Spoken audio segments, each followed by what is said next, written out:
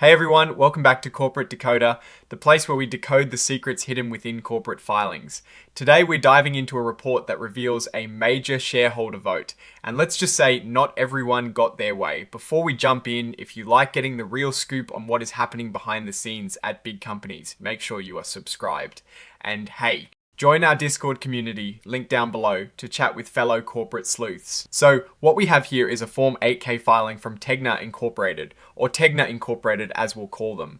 This report mostly covers the results of a special meeting of their stockholders that happened back on the 18th of November, 2025. It is like the official minutes of a big company meeting where important decisions are made by the owners, the shareholders. TEGNA is a company you might know from its television stations and digital news outlets.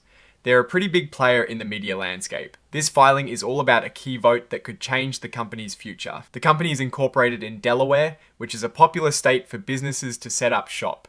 Their filing number is 1 to 6,961, and their IRS employer identification number, which is like their tax ID, is 16-0442,930. Their main stock, the common stock, is traded on the New York Stock Exchange under the ticker symbol TEGNA. That is a pretty standard setup for a publicly traded company. Now, let's get to the meat of this report. Item 5.07 tells us about what was voted on at the special meeting.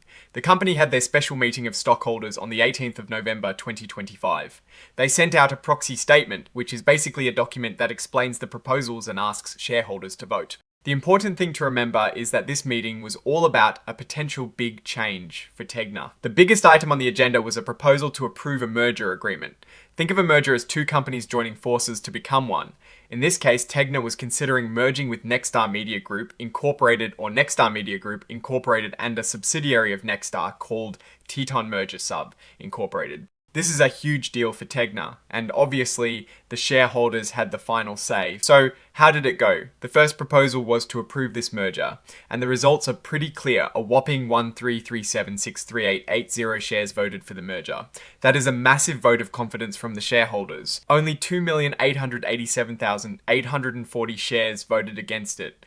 That means the overwhelming majority wanted this deal to go through. Imagine a classroom where almost everyone raises their hand for something and only a couple of kids don't. That is kind of what happened here. And 208,974 shares abstained, meaning they didn't vote either way. It is good that a lot of shares were represented at the meeting. In fact, about 84.97% of the outstanding shares were present either in person or by proxy. That is a very strong quorum, so the results are definitely meaningful. There was another proposal, this one about executive compensation.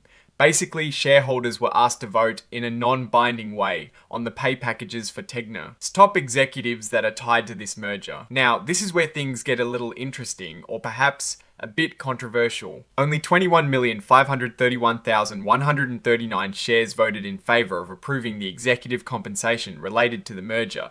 That is a tiny fraction compared to the merger vote. And a massive 114,148,241 shares voted against it. That is a clear message from the shareholders to the management team. They weren't happy with how the executive compensation was structured in relation to this deal. It shows that while shareholders wanted the merger, they felt the executives were perhaps getting too much in exchange for it. It is like saying yes to going on a trip, but no to the ridiculously expensive private jet for the CEO. There were also 1,181,314 abstentions on this compensation vote. They also briefly considered if they might need to postpone the meeting to get more votes, but since they had enough votes to approve the merger, they didn't even need to present that idea. They had enough support to move forward with the deal right there and then. However, it is important to note that even with shareholder approval, the merger isn't a done deal just yet. It still needs to go through the usual closing conditions, which importantly include getting approval from various government and regulatory bodies. Think of it like getting a permit for a big construction project. You have the zoning approval, but you still need the building permits and inspections. Moving on, item 8.01 covers other events. On the 18th of November 2025, TEGNA put out a press release announcing these preliminary results. So this filing is basically confirming what they already told the public, and that press release is included as Exhibit 99.1.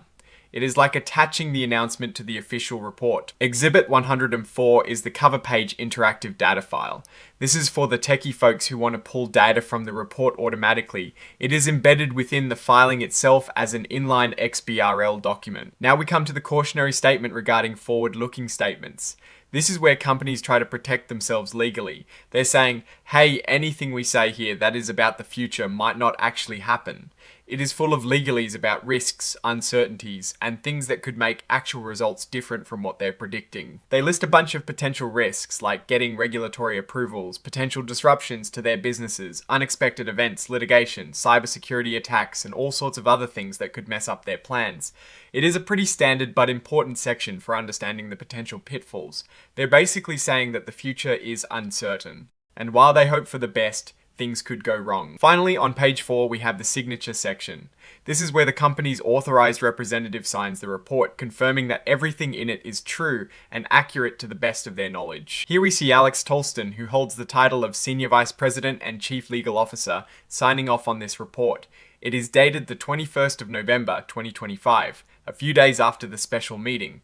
So let's break down what this all means. TEGNA shareholders overwhelmingly approved a merger with Nexstar Media Group. This is a massive vote of confidence in the proposed merger itself. It signals that the shareholders believe this combination will be beneficial for the company's future. However, the strong disapproval of the executive compensation tied to the merger is a clear flashing red light. It tells us that while the strategic move to merge is popular, the way the top brass are being compensated for it is not. This could lead to some interesting internal discussions and pressures on management to adjust their pay structures or justify them more effectively. The biggest risk TEGNA faces now is the regulatory approval process. Mergers of this size often attract scrutiny from antitrust regulators to ensure they don't create too much market concentration. If regulators step in and demand major concessions or even block the deal, the shareholders' overwhelming approval will have been for naught. In conclusion, TEGNA is on the cusp of a major transformation. The shareholder vote is a strong indicator of support for the merger's strategy. The pushback on executive pay is a shareholder's way of saying, we're on board with the plan, but be reasonable with the rewards. The ultimate success hinges on navigating the regulatory landscape and ensuring that the combined entity can truly deliver on the expected synergies and value. It is a story of strategic ambition met with a touch of shareholder caution on executive rewards. Alright. That is our breakdown of TEGNA. Its latest filing, what do you think about the shareholder vote on the merger and the executive compensation? Do you see this as a good move for the company? Let us know your thoughts in the comments below. If you found this analysis helpful, please hit that like button. It really helps us out. And don't forget to subscribe for more deep dives into corporate filings. We'll see you in the next video.